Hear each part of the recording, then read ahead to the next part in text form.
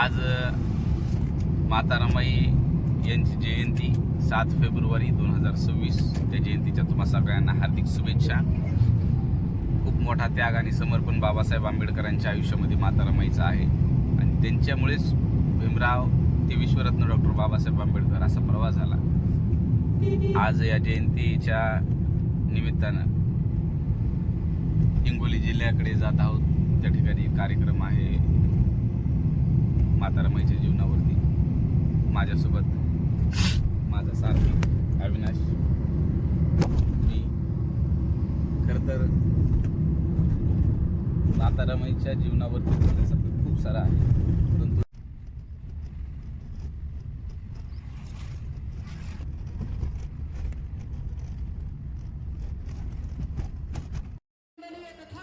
पंचशील युवक मंडळाच्या वतीने आयोजित करण्यात आलेला हा कार्यक्रम हट्टा तालुका वसमत जिल्हा हिंगोली या ठिकाणी कार्यक्रमाला गेलो होतो. अत्यंत सुंदर असा कार्यक्रम. या ठिकाणी धम्मध्वजाचे ध्वजारोहण सुद्धा झाले. विशेष बाब ही की गावातील बरीचशी तरुण मंडळी या कार्यक्रमाला हजर होती आणि या भाषणाचा मी काही तपशील या ठिकाणी तुम्हाला देणार आहे. कार्यक्रमाचं प्रस्तावित मला करण्यासाठी या ठिकाणी सांगितलं आहे. या ठिकाणी आपल्या येतो का माझा व्यवस्थित? हट्टा या गावी पंचशील नवयुवक मंडळाच्या वतीने आयोजित करण्यात आलेल्या त्यागमूर्ती माता रमाई यांच्या जयंतीच्या निमित्तानं मंचावर उपस्थित असणाऱ्या सारिकाताई, त्याचबरोबर ग्रामपंचायत सदस्य, माजी उपसरपंच डॉक्टर साहेब पाटील मॅडम, गवळी मॅडम, ज्यांनी सुंदरसं असं प्रास्ताविक केलं, ते आमचे मित्र तात्याराव खाडे सर, ज्यांनी मला इथं आमंत्रित केलं, ज्यांनी हा कार्यक्रम आयोजित केला, असे पंचशील युवक मंडळाचे जे सगळे पदाधिकारी आहेत, जोरदार एकदा त्यांच्यासाठी टाळ्या वाजवा, कारण त्यांनी सुंदर असा कार्यक्रम आयोजित केला. आता मी त्यांच्यासाठी याच्यासाठी टाळ्या वाजवायला लावल्या की मला त्यांना इथे बसवायचे पुढं. तर ते म्हणून या देशाला तरुणांची गरज आहे, म्हणून त्या तरुणांना विनंती केली पाठीमागे येऊन बसायची. आज माता रमाई यांच्या जयंतीच्या निमित्तानं आपण सगळे या गावी जमलेलो आहोत आणि अत्यंत मला अभिमान असा वाटला की मी एकटा पुरुष सोडला तर मंचावर सगळ्याच महिला आहेत. एकदा जोरदार टाळ्या वाजवा या आयोजकांसाठी आणि महिलांसाठी सुद्धा. केवळ मी एकटाच आहे. खरं तर तुम्ही काय करायला पाहिजे होते, एखाद्या महिला वक्त्यांना बोलवायला पाहिजे होते खाडे सर, ते एकदम उचित झालं असतं. हा पण तिचा त्यामुळे आता मी विचार करत होतो, आधी या दोघी बसल्यानंतर मी विचार केला, मी खुर्ची तिकडे ठेवली, म्हणलं आणखी कुणी पुरुष असतील तर महिलांचाच नंबर म्हणजे वाढत गेला. ही आनंदाची आणि गौरवाची गोष्ट आहे आपल्यासाठी. मित्रांनो, माता रमाईच्या संदर्भानं इतिहासामध्ये फार साऱ्या गोष्टी अशा नाहीये. म्हणजे जर तुम्ही माता रमाईवर पुस्तकं वाचण्याचा प्रयत्न केला तर तुम्हाला लक्षात येईल की निवडकच पुस्तक आहे. फार तर एक यशवंत मनोहरांनी लिहिलेलं पुस्तक आहे, एक दुसरं एक पुस्तक आहे बाबांची रामू नावाचं. आता मी खाडे सरांच्या घरात एक पुस्तक पाहिलं लोखंडे यांचं. फार कमी पुस्तक आहे. म्हणून माता रमाईचं आयुष्य कसं गेलं हे जेवढं रेफरन्स अवेलेबल झाला, जेवढे पुस्तकं अवेलेबल झाले, केवळ तेवढ्या पुस्तकाच्या आधारावरच आपल्याला कळतं. आणि म्हणून आपल्याला तरीही तितक्या संदर्भामधून माता रमाईचं चरित्र जे काय होतं, कशा पद्धतीने त्यांनी जीवन जगलं आणि त्यातून काय प्रेरणा घ्यावी, यासाठी आज हा कार्यक्रम आयोजित केलाय. विश्वरत्न डॉक्टर बाबासाहेब आंबेडकरांनी 1951ला बदलापूर जिल्हा ठाणे या ठिकाणी छत्रपती शिवाजी महाराजांची जयंती आयोजित केली होती आणि त्या जयंतीच्या कार्यक्रमाला मुख्य वक्ता म्हणून डॉक्टर बाबासाहेब आंबेडकर गेले होते ठाण्याला, बदलापूरला. त्यावेळेला बाबासाहेबांनी एक स्टेटमेंट दिला. आता आयोजकांना बोलताना सांगितलं, त्यावेळेला बाबासाहेब असं म्हणाले होते छत्रपती शिवाजी महाराजांच्या जयंतीमध्ये. बाबासाहेब म्हणाले होते, जे लोक, जी कौम आपला इतिहास जाणत नाही ते लोक, ती कौम कधी इतिहास निर्माण करू शकत नाही. म्हणजे ज्या लोकांना आपला इतिहास माहित नाही ते लोक इतिहास निर्माण करू शकत नाहीत. म्हणजे तुम्हाला इतिहास निर्माण करायचा असेल तर आम्हाला आमचा इतिहास जाणून घेतला पाहिजे. आता इतिहास जाणून घेणारी ही मॅडम शेवटची पिढी आहे. कारण आता जग आलंय इंस्टाग्रामचं, जग आलंय फेसबुकचं, जग आलंय युट्यूबचं. म्हणजे वाचनाची जी काही आवड आहे ती आता कमी कमी होत गेली. म्हणजे आता माझ्या बॅच पर्यंत, मला मॅडमच्या बॅच पर्यंत, सरांच्या बॅच पर्यंत, काही इथं डॉक्टर साहेबांच्या बॅच पर्यंत वाचनाची आवड असणारे लोक होते. आता ही तरुण पिढी नाहीये. म्हणून मी त्यांना असं आवाहन केलं होतं की तुम्ही पुढे येऊन बसा. जेणेकरून ह्या देशाचं भवितव्य हे लहान लहान लेकर आहेत, ह्यांना ते वाचनाची आवड निर्माण झाली पाहिजे. विश्वरत्न डॉक्टर बाबासाहेब आंबेडकरांनी काय इतिहास रचला, त्यांना माता रमाईंनी काय साथ सहयोग दिला, हे समजून सांगण्यासाठी मी इथं आलोय, भाषणासाठी नाही, समजून सांगण्यासाठी. कारण काय झाले, वाचन कमी झाले. आणि म्हणून अशा जयंतीच्या कार्यक्रमातून, काही जयंतीचा कार्यक्रम घेणे हा काही उद्देश नाही, पण जयंतीच्या कार्यक्रमातून तुम्हाला मला प्रेरणा मिळावी, काहीतरी इथं यायला आपल्याला काहीतरी देता यावं आणि तुम्हालाही काहीतरी घेता यावं, यातून आपली भविष्यातली पिढी काहीतरी सुधारावी, यासाठी आपण हे जयंतीचे कार्यक्रम आयोजित करत असतो. आणि मग जयंतीच्या कार्यक्रमात प्रबोधनाचा कार्यक्रम केवळ तेवढ्यासाठी असतो की त्यातून काहीतरी प्रेरणा मिळेल आणि त्या प्रेरणेतून आपण येणारं भविष्य आपलं निर्माण करू, ही पिढी भविष्यात त्या महापुरुषांनी दिलेला विचार वसा आणि वारसा घेऊन पुढे जाईल. त्याच दिवशी मला वाटते खऱ्या अर्थानं या जयंतीचं औचित्य साजरं होईल. आणि म्हणून या पद्धतीनं वैचारिक कार्यक्रम आपण आयोजित करत असतो. ज्यावेळेला माता रमाईंचा जन्म झाला दापोलीमध्ये, रत्नागिरीमध्ये, आता खरं तर माता रमाईचं नावच रमाई नाहीये, बालपणीचं नाव रमाई नाहीये, रमाई हे त्यांना देण्यात आलेलं नाव आहे. आणि हे सुद्धा नाव रमाई म्हणजे इतिहासामध्ये रेफरन्स नाही, मात्र मला असं वाटतं रामजी बाबांनी दिलेलं नाव आहे त्यांना. त्या लग्नानंतर त्यांचं नाव पडलेलं आहे रमाई. त्यापूर्वी त्यांचं नाव होतं भागीरथी. ज्यावेळेला त्यांच्या आई रुक्मिणबाई आणि वडील भिकू धोत्रे हे ज्यावेळेला त्या रत्नागिरीमध्ये होते, आणि रत्नागिरीमध्ये त्या आता तरी थोडंसं आपण सुधारलो, सिव्हिलायझेशन आले, मोठे विचार झाले, लोक विचार करायला लागले, आणि लोक विचार करायला लागले तर जातीपातीची धागे थोडे तुटायला लागले. परंतु त्या कालखंडामध्ये तुम्ही विचार करा, त्या कालखंडामध्ये जातीयतेचा उकाडा खेड्यात किती जोरात असेल, आणि अशा परिस्थितीमध्ये असणारी अस्पृश्यता आणि त्यात अस्पृश्यतेच्या हाताला असणारी कामं आजही बऱ्याच पद्धतीनं लोक, जरी आपण असं म्हणत असलो सुधारित झालेले, तरी पण आणखीन लोकांच्या मनात कुठं ना कुठं असतं. मग त्या कालखंडामध्ये इतकी भयंकर जातीयता झालेली आणि त्या जातीयतेमध्ये अस्पृश्यतेच्या हातालाच काम नाही, म्हणून एक गरिबीच्या हलाखीच्या परिस्थितीमध्ये अस्पृश्यांना जीवन जगावं लागलं.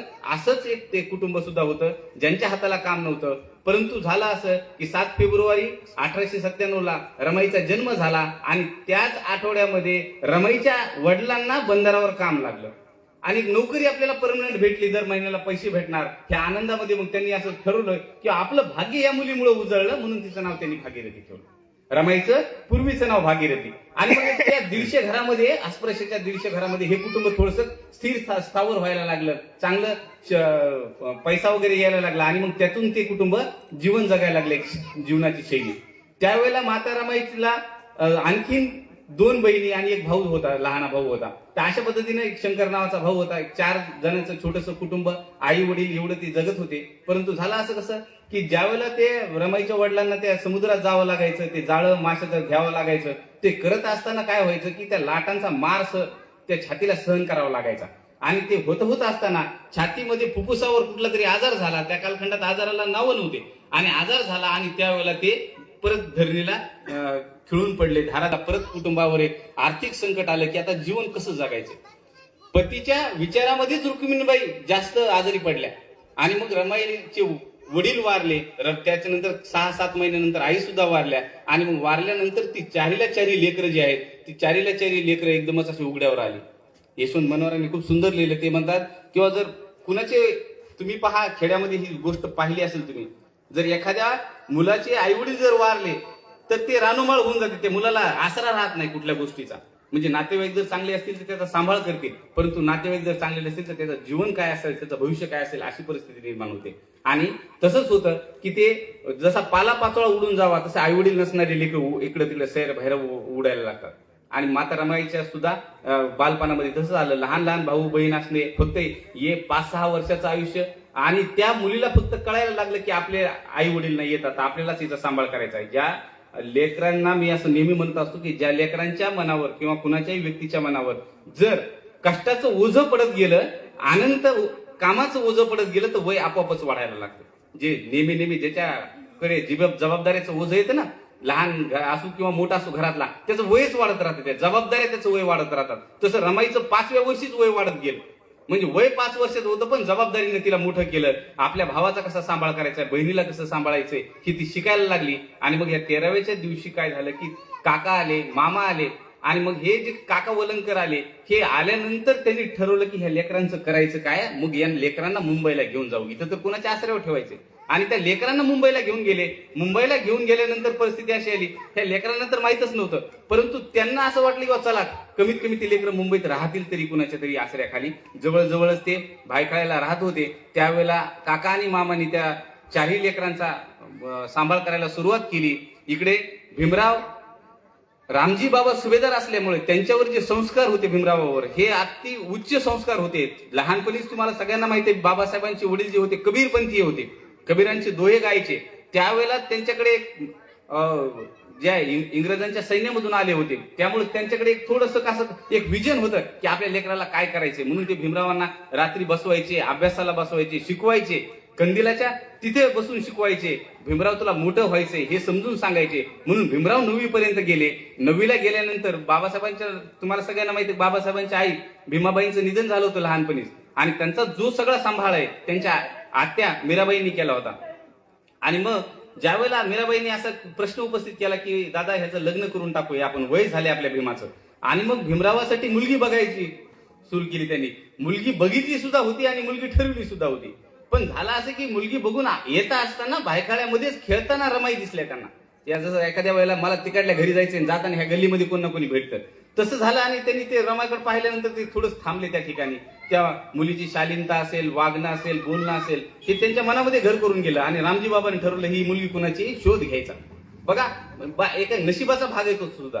आणि मग त्या शोध घेताना त्यांनी सांगितलं कोणतरी की ही वलंकरांच्या घरातली मुलगी आहे. मग ते त्यांच्या घरी गेले. त्यांच्या घरी गेल्यानंतर बसले, चहा पाणी झालं. का आलात, कसं आलात विचारल्यावर सांगितलं की मी असा असा माझा मुलगा आहे, पुढच्या वर्षी मॅट्रिकची परीक्षा पास होणार आहे आणि त्याच्यासाठी मुलगी बघायला आलो. आता यांना इतका आनंद झाला, कारण एकतर रमाला आई वडील नव्हते, मामा आणि काका दोघ जण मिळून सांभाळत होते. आणि तसं असल्यावर पोरक्या मुलीला एवढा 9वी शिकलेला मुलगा भेटावा, त्या कालखंडामध्ये 9वी शिकलेला मुलगा भेटावा, ही फार अद्भुत गोष्ट होती.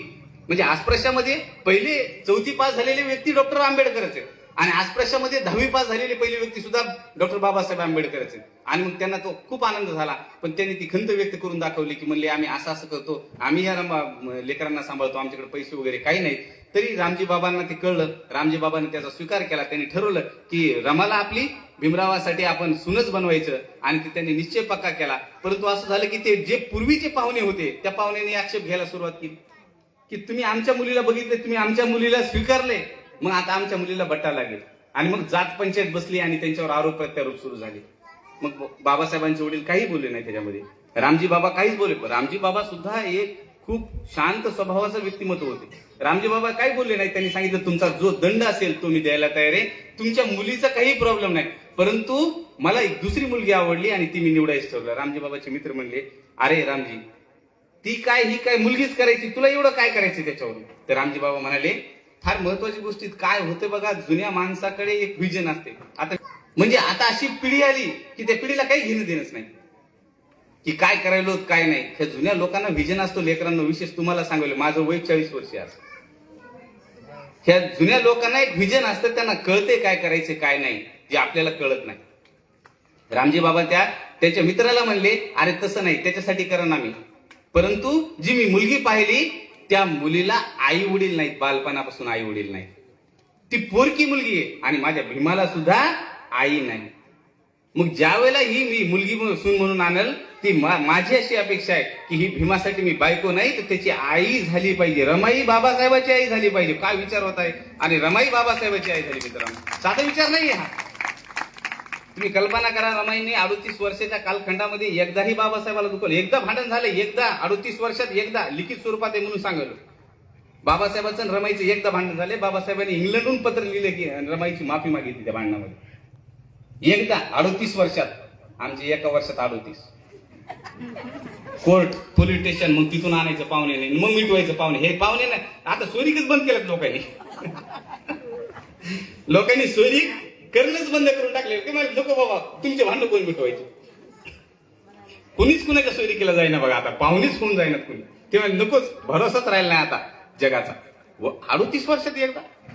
आणि मग ज्या वेळेला त्यांचं लग्न झालं, एक छोट्याशा भायखळ्याच्या अशा बाजाराच्या एका चाळीमध्ये एक ओटा होता, त्या ओट्यावर लग्न झालं. परिस्थिती तशी होती, रमाच्या घरी कोण काय करणार होतं लग्नाची एजबेल. पण त्याच्यातही ते अख्खा भायखळ्यामधला जो चाळीचा वर्ग होता, त्या सगळ्या चाळीतले लोक आले होते आणि त्याला गौरवाची गोष्ट होती. तो गौरव एवढाच होता की आतापर्यंत भायखळ्यामध्ये कुणी 9वी शिकलेला मुलगाच जावई आला नव्हता. आणि हे पहिल्यांदा झालं होतं की कुणाच्या तरी मुलीला 9वी शिकलेला मुलगा भेटला होता. ही फारच त्यासाठी. आणि रमाईचा तर आनंद जो होता तो गगनातच मावेना, इतकी मोठी गोष्ट झाली. जसं की समजा या हट्टा गावामध्ये विदेशातला एखादा माणूस आला आणि मला ह्याच मुलीसोबत लग्न करायचं, अशी परिस्थिती तयार झाली. आणि मग ते लग्न झालं. लग्न झाल्यानंतर दुसऱ्याच वर्षी म्हणजे 1906 एप्रिल महिन्यात लग्न झालं ते. आणि दुसऱ्याच वर्षी भीमराव 1907 भीमराव 10वी पास झाले. आता भीमराव मॅट्रिक पास झाले. रमाला इतका आनंद झाला त्या गोष्टीचा. ज्यावेळेला रमाचं वय होतं 9 वर्ष, भीमरावाचं 15 वर्ष, दोघांचं लग्न झालं होतं. आणि 4 एप्रिल 1906 त्यांचा विवाह झाला. त्याच्यानंतर 1907 बाबासाहेब आंबेडकर मॅट्रिकची परीक्षा पास झाले. अस्पृश्यातला पहिला व्यक्ती मॅट्रिक पास नाही. म्हणजे एक तर शिकण्याचीच परवानगी नाही. आता मॅडम इथे मला वाटतं जिल्हा परिषदला आहेत का, त्यांना माहिती आहे विद्यार्थ्याला कसं आणावं लागते. वडू वडू वडू वडू वडू वडू 10 पालकाला फोन करावा लागते, तुमचा पाल्य आला नाही. पाल्य म्हणते तो शेतात गेलाय. मग ते म्हणतात उद्या तरी पाठवा, परीक्षा आहे, ते पॅटचा पेपर आहे, फलाना पेपर आहे, बिस्ताना पेपर आहे, लेख पेपर आले जाते जिल्हा परिषद. त्या कालखंडात असं होतं बाबासाहेब आंबेडकरांचं की बाबासाहेबांना शाळेमध्ये प्रवेश नाही. तुम्ही कल्पना करा ना. थोडं आता 2 गोष्टी आहेत. मी तुम्हाला आधी म्हणलं मी समजून सांगण्यासाठी उभा राहिलो, कारण मी इतका प्रवास करून आलो केवळ तुम्हाला समजून सांगण्यासाठी. मला वाटते सरांनी मला 2दा नेलंय. याच्यापूर्वी पण एकदा कुठल्या आपण गावाला गेलो होतो, पळशीला गेलो होतो मी एकदा. आणि ऍक्च्युली माझा पाय जो आहे, मी येताना तुम्ही पाहिले चलताना थोडं लंगडत आहे. माझा ह्या पायाला मार लागलाय काल. मला सहज लागला तो, माझ्या चुकीनं समजा ते कापला गेला पाय. पण ज्यावेळेला मी रात्री 11-12 पर्यंत करत होतो, पत्नी म्हणली की राहू दे तुमचा पाय सुचलाय, म्हणली राहू दे आता तुम्ही आजचं कॅन्सलच करा. पण हे पुस्तकच वाचल्यानंतर जसं खाडे सर म्हणले की चेन पडत नाही. हे ज्यावेळेला तुम्हाला आता हे सगळे भाषण ज्यावेळेला माझं होईल त्यावेळेला तुम्ही प्रतिक्रिया द्याल त्याच्यात काय काय. ती परिस्थिती अशी होती, मला हे सांगायचं होतं तुम्हाला की एक असते अनुभव, एक असते अनुभूती. एक अनुभव आहे, मी आता ह्या मेणबत्तीवर हात ठेवला, चटका बसला, अनुभव आहे. एक असते अनुभूती, लेकरू चालले, हात लावल आणि मग त्याला पोळल म्हणून माईच्या मनामध्ये तयार झालेली अनुभूती. अरे नको नको तिथे गेलं की कसं होणार आहे. तर आई जोरात ओरडते बघा, स्पॉन्टेनियस एक प्रतिक्रिया देते आई. ही अनुभूती आहे. आपण जर बाबासाहेबांची ती परिस्थिती समजून घ्यायची असेल ना, तर आपल्याला तर अनुभव येणं शक्य नाही, कारण आपण या परिस्थितीत जन्मलो. पण त्या परिस्थितीत जाण्यासाठी आपल्याला थोडी अनुभूती घ्यावं लागेल की काय असेल ती परिस्थिती. बाबासाहेब आंबेडकर ज्यावेळेला शाळेत जायचे त्यावेळेला शाळेमध्ये इंटरेस्ट नाही ना. तुम्ही कल्पना करा, वर्गामध्ये भीमरावाला बसायचंच नाहीये, वर्गात भीमरावानं पाणी प्यायचं नाहीये. एकदा बाबासाहेबांनी पाणी पिलं होतं लहानपणी, तुम्हाला सगळ्यांना माहिती आहे, 4थीत असताना. तर मारलं होतं अख्ख्या गावानं बाबासाहेबांना. आणि मग अशी परिस्थिती असताना ते बाबासाहेब 4थीची परीक्षा, ज्याला बोर्ड होता, ती 4थीची परीक्षा पास होत आहेत. आणि वर्गामध्ये असलेल्या 23 विद्यार्थ्यांमध्ये फक्त 6 विद्यार्थी परीक्षा पास होत आहेत. आणि त्याच्यामध्ये भीमराव आंबेडकर बाहेर बसलेला व्यक्ती पास होत आहे. साधी गोष्ट होती तर बाबासाहेबांच्या अभ्यासाची. आज आपण लेकराला ट्युशन लावा, आज घरी सांगा बस रे बाबा तुझी 10वीची परीक्षा आहे, अमकय तमकय, हे गाईड आणले ते केले. कधी कधी तर माय बापाला शेजारी बसावं लागेल. आणि त्याच्या उपर काय बाप वाप्या द्यायला तिथं चालले, म्हणजे शेजारी लिहिणं म्हणून मी पाठवले. तरी ते पोरग मेरिट मध्ये आहे ना. बाबासाहेब आंबेडकर बाहेर बसले, ज्यांना इंटरेस्ट नाहीये. आणि ते भीमराव केळुसकर गुरुजीचं उगाच प्रेम नव्हतं भीमराव, पुढे मी सांगेल तुम्हाला. आणि मग ज्या वेळेला अशी परिस्थिती आणि बाबासाहेब 10वी पास झाले, केळुसकर गुरुजी घरी बोलवायला आले. आता केळुसकर गुरुजी बद्दल खाडे सर थोडं सांगतो, ते सांगणंच गरजेचं आहे. आयुष्यामध्ये गुरु आपल्याला कोणी ना कोणी भेटावा, आयुष्यात गुरु भेटावा. मला हे नाही म्हणायचं की शाळेतलाच गुरु भेटावा. गुरु आयुष्यात कुठेही असतो आणि कधी भेटतो.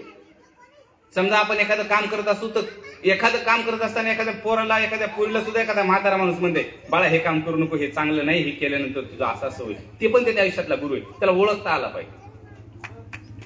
प्रत्येकाच्या जीवनामध्ये गुरु येते चांगलं सांगायला. समजा एखादी मुलगी नांदत नसेल तर तिला बी सांगणारी एखादी म्हातारी बाई असते की हे ना काय होणार आहे, हे 10 वर्ष तुझ्या जिंदगीचे जातील, हे होईल ते होईल. ती पण तिची गुरु असते, पण तिला कळत नाही ते आयुष्यात. केळुसकर गुरुजींना बाबासाहेब ज्यावेळेला भीमरावाला शिकवायचे का, केळुसकर गुरुजी त्यातले ते चुनूक ओळखायचे की अरे हे पोरग काहीतरी करणार आहे, मोठे पोरग. 10वी बाबासाहेब बॅरिस्टर पास झाल्यावर, मॅट्रिकची परीक्षा पास झाल्यावर केळुसकर गुरुजी घरी आले. लगेच तुमचा सत्कार ठेवलाय मुंबईमध्ये, तुमचा सत्कार आहे, तुम्हाला त्या सत्काराला हजर राहायचंय. म्हणले ठीक आहे. मुंबईमध्ये सत्कार ठेवला. सीके बोले ज्यावेळेला महापौर होते, कदाचित महापौर होते, म्हणजे आताचे आपले कसं म्हणतो आपण नगराध्यक्ष, तसे नगराध्यक्ष त्याला अध्यक्ष केलं. त्या कार्यक्रमाचे आयोजक केळुसकर गुरुजी आणि वक्ता सुद्धा केळुसकर गुरुजी. आणि भीमरावांचा त्या सगळ्या लोकांमध्ये अस्पृश्य लोक बसलेले पुढं, आणि भीमरावांचा सत्कार केळुसकर गुरुजींनी केला, हार घातला, त्यांना ते नारळ दिलं. त्याच्यानंतर एक पुस्तक केळुसकर गुरुजींनी भीमरावांना दिलं, आणि ते केळुसकर गुरुजींनी स्वतः लिहिलं होतं पुस्तक, बुद्ध चरित्र, गौतम बुद्धाचं चरित्र. बाबासाहेब आंबेडकरांनी बुद्ध अँड हिज धम्माच्या प्रस्तावनेमध्ये लिहिले की मी बुद्धाकडे वळण्याची 3 कारणे, त्यापैकी केळुसकर गुरुजी एक. साधी गोष्ट आहे का? त्यावेळेला केळुसकर गुरुजींना बुद्ध माहित होते, त्यावेळेला केळुसकर गुरुजींनी बुद्ध पाहिले होते, वाचले होते, लिहिले सुद्धा होते, आणि ते पुस्तक पहिली प्रत भीमरावाला दिली, किंवा उन्हाळ्यात त्यांनी वाचावं ते पुस्तक. आणि सत्कार झाला, रमाई सुद्धा त्या सत्कारला हजर होत्या, आणि खूप त्यांना आनंद वाटला. घरी आल्यानंतर ज्या वेळेला त्या बोलत होत्या बाबासाहेबाबद्दल, त्यांना असं गर्व वाटायचं की आपले पतीचा एवढ्या मोठ्या लोकांमध्ये सत्कार झाला. आपल्या नवऱ्याचं कौतुक वाटावं, माय माऊलीला सांगायला माझ्या, मी तर माझं वय 40 वर्ष, तुमचं माझ्यापेक्षा जास्त आहे, पण आपल्या नवऱ्याचंही कौतुक वाटावं हे सुद्धा महत्वाचं आहे बरं. पण काय होते, तुलना केली की बुद्ध काय म्हणले, तुलना केली की दुःख आलं, निराशा आली, तुलनेत मग निराशा आली. त्याच्या बायकोसाठी त्यानं तितकीची साडी आणली, तर मग तुम्ही काऊन नाही आणली? मग ही तुलना झाली की दुःख आलं. आपल्यासाठी जे आलंय त्याच्यातून आपल्याला निर्माण करता आलं पाहिजे. आपण जिथं उभं आहेत ना, तिथून आपल्याला आपलं निर्माण करता आलं पाहिजे. दुसरी तर दुसऱ्या ठिकाणावर उभे असतील ना. बघा आता इथे एक घर आहे, बघा हे आरसीसीचं घर आहे. प्रत्येकाचंच आरसीसीचं घर असेल का? ज्याचं पत्राचं घर आहे ना, त्याला पत्राच्या घरातून आरसीसीच्या घरात जाता आलं पाहिजे. ज्याचं आरसीसीचं घर आहे त्याला दुसऱ्या मधल्यावर जाता आलं पाहिजे. बाबासाहेब म्हणले हा प्रगतीचा म्हणून. आणि मग ज्या वेळेला हे चर्चा चालायच्या त्यावेळेला बाबासाहेबांनी मग एक शक्कल लढवली. त्यांनी सांगितलं की रामू तुला शिकायचंय म्हणले आता बाबासाहेब. मग रमाई म्हणले, असं मजाक मध्ये असं रमाई बोलल्या नाही का, आपण नवऱ्याला एखाद्या वेळेला असं सहज बोलून जातो. त्या म्हणल्या तुमचं काही शिक्षण बस झालं ना, किती शिकलात तुम्ही, शिकलात बस झालं, मला काय करायचं शिकून. त्यावेळेला विश्वरत्न डॉक्टर बाबासाहेब आंबेडकरांनी दाखला दिला, हा अत्यंत महत्वाचा दाखला. रमाईने बाबासाहेबांनी सांगितलं, म्हणले रामू तू ज्योतिराव फुलेंचं नाव ऐकलंस का? ज्योतिबा म्हणले, ज्योतिबा फुलेंचं नाव ऐकलंस का? रामू म्हणले नाही ऐकलं. ते म्हणले खूप मोठे आपले कुलपुरुष होते. मी शब्द वापरायले तुम्हाला, कुलपुरुष. कुलपुरुष कळते का? कुळाचा पुरुष, आपल्या कुळाचा उद्धार करणारा पुरुष. आपले कुलपुरुष होते. त्यांनी त्यांच्या पत्नीला सावित्रीला स्वतः शिकवलं, मुख्याध्यापका बनवलं, आणि त्याच्यामुळे समस्त भारतातल्या स्त्रिया शिकल्या. तुला सुद्धा साऊसारखं शिकायचं. आणि ज्योतिरावांनी जसं शिकवलं तसं बाबासाहेबांनी सुद्धा रमाईला अ आई शिकवायला सुरुवात केली. मित्रांनो, साधी गोष्ट नाही, मी ह्याच्यासाठी सांगायलो की ज्या वेळेला बाबासाहेब 1912ला BA झाले, त्याच वेळेला बाबासाहेबाला पहिलं पुत्ररत्न झालं होतं. BA बाबासाहेब पास झाले त्याच वेळेला, यशवंतराव. आणि हे ज्या वेळेला लेकरू झालं त्यावेळेला खूप आनंद झाला, म्हणजे एकदम रामजी बाबाला आनंद झाला की आपला भीमरावाचा संसार व्यवस्थित झाला. तोपर्यंत तर रमाईला तर आनंदच होता, कारण एवढं सगळं सुख त्यांच्या माहेरी कधीच बघितलं नव्हतं. ते सगळं इकडे बघण्यात आलं. आत्या जी होती मीराबाई, ह्या अगदी आईप्रमाणे प्रेम करायच्या, तर सासरे जे होते ते वडिलाप्रमाणे प्रेम करायचे. म्हणजे आई आणि वडिलाचं प्रेम त्यांना सासरी भेटलं. आणि मग ज्यावेळेला ते लेकराचं 15 दिवसानंतर नामकरण ठरायचं, असे सगळे गल्लीतले लोक येऊन बसले, आणि मग कुणी ते कानात म्हणायला लागलं गोविंद नाव कोणतरी म्हणलं, कुणी शंकर नाव ठेवलं. त्यावेळेला हीच नाव होती. आणि मग अलग अलग नावं ठेवले. त्यावेळेला भीमराव असे कोपऱ्यामध्ये उभे होते. तर त्यावेळेला सगळे लोक त्यांच्याकडे पाहत होते. आता म्हणले तुला काय वाटायले भीमराव, काय नाव ठेवलं पाहिजे. यासाठी सांगायला की आपल्याला इतिहास का समजून घ्यावा लागतो, इतिहासातून बोध घेऊन, इतिहासातून प्रेरणा घेऊन भविष्य निर्माण करण्यासाठी. भीमराव म्हणले माझी इच्छा आहे, गोविंद हे ते ठीक आहेत म्हणले नाव, पण माझी इच्छा आहे त्याचं नाव यशवंत ठेवावं. आता आतापर्यंत यशवंत कुणी ठेवलंच नव्हतं अस्पृश्यामध्ये नाव, आणि पहिलंच नाव आलं. पहिलं काय व्हायचं, आजोबा मेला की आजोबाचं नाव यायचं, पंजोबा मेला की पंजोबाचं नाव यायचं, आजी मेली की आजीचं नाव यायचं, तेच वारसा पुढं पुढं पुढं पुढं पुढं पुढे यायचं. आणि मग ते म्हणले तुला काय वाटतंय नाव ठेवावं. तर त्यावेळेला त्यांनी सांगितलं ज्योतिराव फुलेंनी दत्तक घेतलेल्या मुलाचं नाव यशवंत होतं, म्हणून रामू मला वाटतं की ते नाव आपण ठेवलं पाहिजे. आणि रामूनी सुद्धा संमती दिली आणि त्या मुलाचं नाव यशवंत ठेवलं. ज्योतिराव फुलेंच्या मुलाचं नाव यशवंत आणि डॉक्टर बाबासाहेब आंबेडकरांनी आपल्या पहिल्या मुलाचं नाव यशवंत ठेवलं. मात्र जसं आपण म्हणतो ना, आनंद आणि दुःख हे आयुष्यात चढ उतार आहे. कुठं ना कुठे एखाद्या वेळेला गाडी जास्त पळायला लागली तर गाडी कमी पण स्पीड मध्ये येते, चढावर लागते तशी उतरायला लागते. आणि मग 1913ला रामजी बाबाचं निधन झालं. मग रामजी बाबाचं निधन झालं तर जे घरातला प्रपंच पाहायची जबाबदारी होती ही रामजी बाबावर होती. घरातल्या मोठे माणूस असतात ना, हे मोठे माणसं घरातले आधारस्तंभ असतात. इथं बसलेल्या प्रत्येकाला सांगायला मी हे पोरांनो, तरुण पोरांनो विशेष करून तुम्हाला सांगायला, बऱ्याचदा काय होतं आपल्याला प्रायव्हसी पाहिजे असते. प्रायव्हसी कळते का? शब्द कळते का? आहे ना. आपल्याला काय वाटतं, माझी बायको मग मला फिरायला जायचंय, मग बायकोन मी पाथरीला जावं, वसमतला जावं. तुम्हाला जवळ वसमतच आहे ना तालुका, वसमतला जावा, तिथं फिरायला जावा. हे म्हातारी लेच कटकट करायला लागली. हे जर हे पेंडॉल आहे ना, एवढा पेंडॉल एवढा, हे जर बांबू काढून घेतले ना मित्रांनो, हे बांबू, ते पेंडॉल एवढा डॉलर आपोआप खाली येते. घरातली म्हातारी माणसं ही घराचा कणा असतात. ती जोपर्यंत तुमच्या घराला काही होणार नाही. आणि ज्या वेळेला तुम्ही ह्या म्हाताऱ्या माणसाकडे दुर्लक्ष करायला लागलात, मला इतका आनंद झाला की ज्या वेळेला मी बसल्यावर असं ऐकत होतो, सूत्रसंचालक सर ज्यावेळेला सूत्रसंचालन करत होते त्यावेळेला ते गावात नोकरीला लागलेल्या लोकांचा सत्कार करत होते. मला खूप आनंद वाटला की इतके लोक आपले नोकरीला लागले. ही खूप आनंदाची गोष्ट आहे. का आनंदाची गोष्ट आहे? कारण एकमेकाची प्रेरणा, जसं आपण म्हणतो ना डोळ्याचा रोग एकमेकामुळे येतो, संसर्गजन्य रोग आहे, संसर्ग तयार होतो हवेमधून. तसं एका घरात नोकरीला लागलं तर दुसरं पूर्व विचार करायला लागते, ते मिलिटरीत कसं लागलं, मला पण तयारी करायची, दादा मला पण सांग म्हणते. आणि त्यानं सांगितलं पाहिजे, त्यानं ऐकू ते त्याचं काम झालं. सांगणं आपलं काम आहे, आपण आपलं काम केलं पाहिजे, त्यानं त्याचं करून नाही करू. आणि मग अशी परिस्थिती झाली 1900 रामजी बाबाचं निधन झालं. त्याचबरोबर आत्याला सुद्धा त्यांच्या पॅरालिसिस झाला बाबासाहेबांची. म्हणजे दोन्हीच आहे आणि सगळी जबाबदारी आली रमावर घरातली कुटुंबामध्ये. आणि मग त्याच कालखंडामध्ये बाबासाहेब MA करायला कोलंबिया युनिव्हर्सिटीला गेले, न्यूयॉर्कला गेले. किती लोकांच्या हातात मोबाईल आहे, म्हणजे मोबाईल आहे का घरी? मोबाईल आहे का? हातोरी करा ना प्लीज. सगळ्यांच्या मुलाकडे आहे ना मोबाईल. बरं न्यूयॉर्क कुठे आहे सांगा बरं मला. न्यूयॉर्क कुठे आहे? किती लांब असेल आपल्यापासून? सगळ्यांना माहिती आहे पॅसिफिक महासागर आहे, मधील ते पलीकडे जावं लागते न्यूयॉर्कला, बरोबर आहे. आपण कधी विचार केलाय का आपण न्यूयॉर्कला जाऊ म्हणून? मोबाईल आहे ना आपल्याकडे रिझर्वेशन करायला. विमान आहे ना आता, विमान कळलं. मला तुम्हाला काय सांगायचं, मोठा विचार करणं फार गरजेची काळाची गरज आहे की आपल्याला फार मोठा विचार करावा लागेल. कारण जर आपल्याला मोठं व्हायचं असेल तर बंधूंनो मोठा विचार करायला शिका. 1913 ज्यावेळेला बाबासाहेब कोलंबिया युनिव्हर्सिटीला गेले आणि त्याच कालखंडामध्ये एक तर वडिलाचं निधन झालेलं आहे आणि रमाई त्याही वेळेला गर्भवती होत्या. ज्यावेळेला बाबासाहेब निघाले त्यावेळेला बाबासाहेबांनी रमाईला कोलंबिया युनिव्हर्सिटीमधून पत्र लिहिलं. त्या पत्राचं उत्तर सुद्धा रमाईने लिहिलं. यशवंत मनोहरांनी ते पुस्तकामध्ये छापलेले पत्र.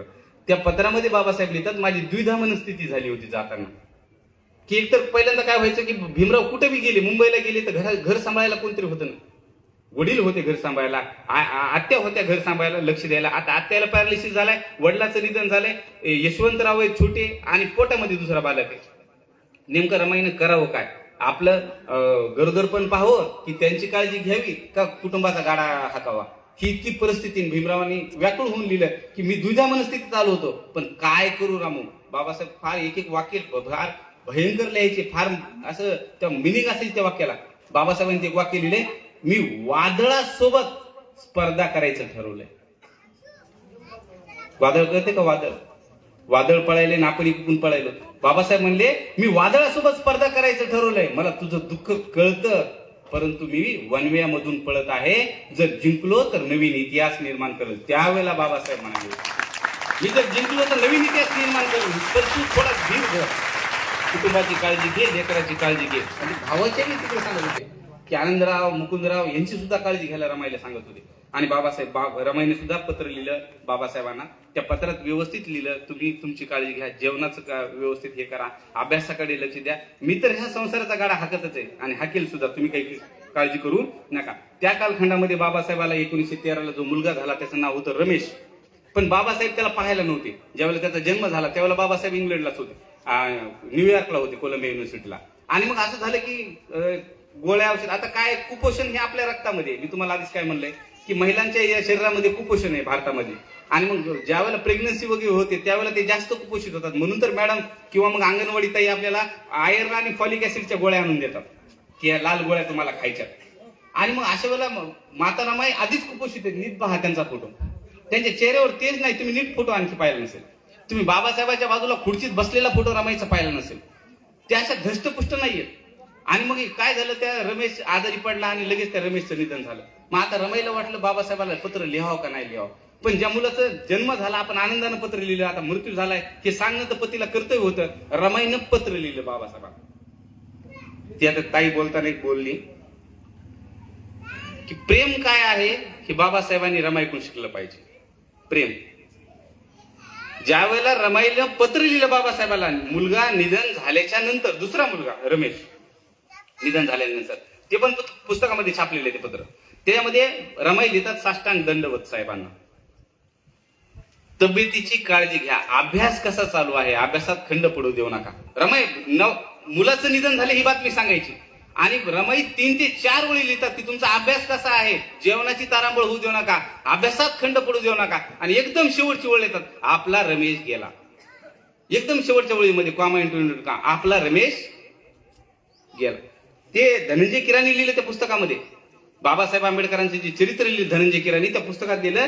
ते म्हणले की बाबासाहेब ज्या वेळेला पत्र वाचत होते त्यावेळेला बाबासाहेबांच्या डोळ्यात अश्रू आले, मात्र ते अश्रू गालावर पडले नाही. बाबासाहेबांनी ते पत्र घेतलं, घडी केली, लिफाफ्यात ठेवलं आणि बाबासाहेबांनी नेपोलियन बोनापार्ट वाचायला घेतला. काय शिकावं आपल्यासारख्या माणसानं, जर एखादं संकट आयुष्यात आलं तर आपण 10 वर्ष त्या संकटाचा उपभोग करत राहतो. हे झालं, हे झालं, फलन झालं, अमकं झालं, तमकं झालं. बाबासाहेब आंबेडकरांच्या आयुष्यात संकट आलं आणि बाबासाहेबांनी ते पत्र फोल्ड केलं, लिफाफ्यात ठेवलं आणि धनंजय किराणी लिहितात की नेपोलियन बोनापार्टचं पुस्तक घेतलं. कोण होता नेपोलियन बोनापार्ट? बाबासाहेबांच्या सिलेबसला होतं का नेपोलियन बोनापार्ट? बाबासाहेबांच्या सिलेबसला नव्हता. तर ते पुस्तक का घेतलं की हे जे दुःख माझ्या समोर आलं, ह्या दुःखातून बाहेर पडायचं असेल तर मला प्रेरणा पाहिजे आणि मग ती वाचलं तर काहीतरी भेटेल आपल्याला, म्हणून बाबासाहेबांनी घेतलं. आणि 3 दिवसानंतर बाबासाहेबांनी रमाईला पत्र लिहिलं. 3 दिवसानंतर. आपला आता समजा जर मला फोन आला घरून किंवा असं आहे, माझ्या एका मुलाचं नाव चंद्रगुप्त आहे, दुसऱ्याचं ब्रद आहे, किंवा आपल्या जे असं आहे शाहूला असं झालंय, तर मी काय करेल बरं? मी आमचे मित्र ड्रायव्हर, त्याला म्हणून गाडी अर्जंट काढावं लागते आपल्याला. तोपर्यंत मित्राला फोन करून सांगायचं दवाखान्यात. खरे खोटे तुम्ही तेच कराल ना, कारण आपण सामान्य माणसं आहोत. बाबासाहेब 3 दिवसापर्यंत दुःखात राहिले, पण बाबासाहेबांनी ते दुःख व्यक्त नाही केलं, कुठंच नाही केलं. आणि रमाईला पत्र लिहिलं. रमाईला पत्र लिहिल्यानंतर बाबासाहेबांनी रमाईची चिंता केली पहिल्यांदा की तुझी तब्येत कशी आहे, तुझ्या तब्येतीची काळजी घे, यशवंतकडे पहा, मुकुंदाकडे लक्ष दे. आणि मग बाबासाहेबांनी फक्त बाबासाहेबांनी मी एकच सोडले, आपल्या बापाला न भेटताच निघून गेला सरे बाळा, एवढीच सोडलेली बाबासाहेब. काय म्हणजे तुम्ही कल्पना करा, हे दुःख का सोसायचं, कुणासाठी सोसायचं?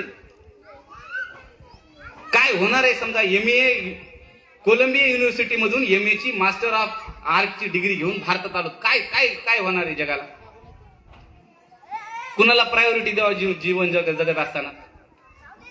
आपल्यासारखे तर लगेच वापस आला असेल ना, की म्हणला असता नाही ना बाबा, आता तिकीट काढतो लगेच, जेवढे पैसे तेवढे लगेच निघतो. आता बायकोचं काय चाललं असेल? बायकोला आईनं तुमच्या शिवी जरी दिली तर नवरा ड्युटीहून घरी येते, शिवी दिलं. ते म्हणते मम्मी तू का शिवी दिलीस? 3दा फोन आलाय मला. तुम्ही जर मोठं व्हायचं असेल तर ह्याच्यातून बाहेर पडा, आधीच सांगतो मी तुम्हाला. जर ह्या छोट्या छोट्या गोष्टीमध्ये अडकून पडलात तर आयुष्यामध्ये मित्रांनो कधीही तुम्ही मोठे होणार नाही. मोठं व्हायचं असेल तर मोठ्या महापुरुषांचे चरित्र वाचा. आपल्याला तर मी म्हणतो गरजच नाही, इन बॉर्न तुम्ही जन्माला बाबासाहेब हे नाही. थोडा तर सांगतो, याला बाजूला ठेव. मी आधीच तुम्हाला म्हणलं, तुम्ही तुम्हाला समजून सांगायला आलोय. भले तुम्ही दुसऱ्यांदा बोलवा नाही तर नाही बोलवा, त्याचा काय प्रश्न नाही. मी हायकोर्टला लोकांना काय वाटतं माहिती का बंधूंनो? लोकांना वाटतंय आपण जर केस वाढवले, आपण निळे लावली, निळा रुमाल टाकला म्हणजेच आपण आंबेडकरवादी आहोत. असं नाही. मी त्यांना म्हणलं ठीक आहे तुम्ही असताल खूप मोठे, पण किती पुस्तकं वाचली तेवढं सांगा म्हणलं. तुम्हाला जर आंबेडकरवादी व्हायचं असेल तर विश्वरत्न डॉक्टर बाबासाहेब आंबेडकरांनी अहोरात्र कष्ट करून, ज्या वेळेला मधुमेह झाला होता, उठता येत नव्हतं, ते क्षणाक्षणाला लघवीला जावं लागायचं, इतका मधुमेह असताना सुद्धा जी ग्रंथसंपदा तयार केली, कमीत कमी त्या ग्रंथसंपदेतले आपलं आयुष्य होतं तर अर्धे पुस्तकं वाचा. खऱ्या अर्थाने तुम्ही आंबेडकरवादी अर्धे पुस्तकं. आणि आता बार्टीने उपलब्ध केलेत. तुम्ही जर पुण्याला गेलात, बार्टीच्या ऑफिसमध्ये गेलात, तर मी आता 2 पोते भरून आणले होते, तर मला मग आपण पुण्याला गेलं पाहिजे, ते पुस्तक आणले पाहिजे, ह्या लेकरांना दाखवले पाहिजे, त्यांना सांगितलं पाहिजे हे पुस्तक लिहिण्यासाठी विश्वरत्न बाबासाहेब आंबेडकरांनी खस्ता खाल्ल्यात, तुला वाचण्यासाठी तरी बसतो नाही. एवढं आतोनात दुःख बाबासाहेबांच्या आयुष्यात आलं ज्यावेळेला रमेशचं निधन झालं आणि बाबासाहेब 1913 झालं. बाबासाहेब 1917 वापस आल्यानंतर बाबासाहेबांनी विचार केला की हे बाबा आपल्या कुटुंबामध्ये काय चाललंय नेमकं, कारण ही इतकी भयंकर काही गोष्टी बाबासाहेबांच्या आयुष्यामध्ये घडल्या. एकराला त्या मुलीचंही निधन झालं आणि मग बाबासाहेबांच्या लक्षात आलं की रमाईची तब्येत खालावली, कुटुंबाचं हे होते. बाबासाहेबांनी नोकरी बळजबरीनं म्हणजे इच्छेच्या विरोधात नोकरी करायचं स्वीकारलं. नोकरी करायचं तर बाबासाहेबाला सिडनी कॉलेजमध्ये प्राध्यापकाची नोकरी मिळाली, 450 रुपये महिना. मग रमाईला खूप आनंद झाला. पहिल्याच पगारामध्ये बाबासाहेबांनी सगळ्या नातवांना म्हणजे जेवढे नातेगोतेचे लोक होते सगळ्यांना साड्या घेतल्या, कपडे घेतले, सगळ्यांना सगळे खुश झाले. अगदी भावानी रमाईला 100 रुपये खर्चायला दिले. ज्या वेळेला घरामध्ये पूर्ण किराणा 70 ते 80 रुपयामध्ये होत होता त्यावेळेला 100 रुपये दिले. रमाईला खूप आनंद झाला. त्यांना वाटलं आता काही नाही, आपले दुःखाचे दिवस पुन्हा संपले, आपण जे काबाड कष्ट केले आता आपला आनंद सुरू झाला. बाबासाहेबांनी सांगितले हे 100 मध्ये 1 रुपया आता तुला जास्त देणार नाही. दर महिन्याला बाबासाहेब 100 रुपये द्यायला लागले. खरं तर 100 रुपयामध्ये भागू लागले ही गोष्ट आहे, परंतु बाबासाहेबांनी सांगितले की याच्यापेक्षा जर 1 रुपया लागला तर मी तुला देणार नाही, आणि डबी जर संपली तर तुला शेजारच्या घरून जाळ आणावं लागेल, मी तुला डबीला पैसे देणार नाही. रमाईला नवल वाटलं. ते म्हणले बाकीच्या पैशाचं काय करणार साहेब तू?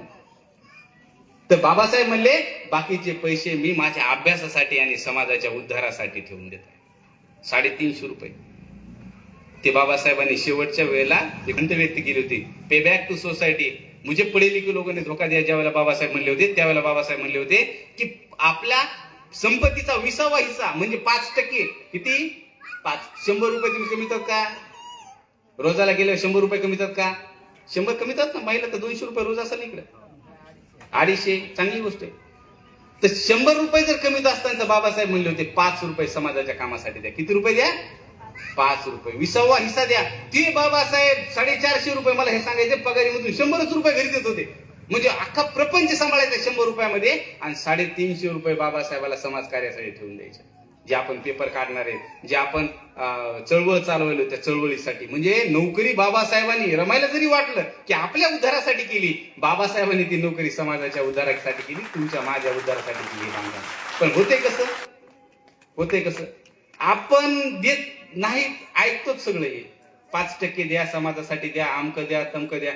बाबासाहेब म्हणले 5% द्या. जर तुम्ही 100 रुपये कमवत असाल तर 5 रुपये द्या. 1000 रुपये तुम्ही कमवत असाल तर 50 रुपये द्या.